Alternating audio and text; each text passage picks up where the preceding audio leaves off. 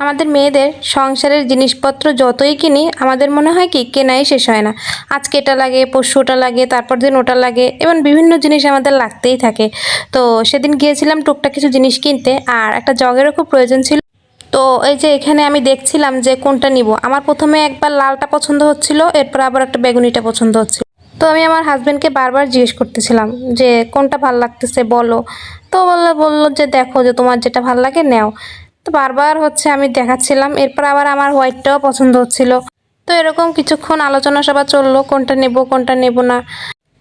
এই যে এদিকের বটলগুলো দেখো, এইগুলো আমার খুব পছন্দ হয়েছিল। যেহেতু আমার বাসায় আছে 3টা, তাই আর নেইনি, কিন্তু এত সুন্দর ছিল। এদিকে কিছু ছিল আর এই পাশে রোটায় কিছু ছিল। এই বটলগুলো খুব সুন্দর ছিল, মানে কালারফুল, তো খুব ভালো লাগছিল দেখতে, আর বাসায় জল রাখলে দেখতেও ভালো লাগে।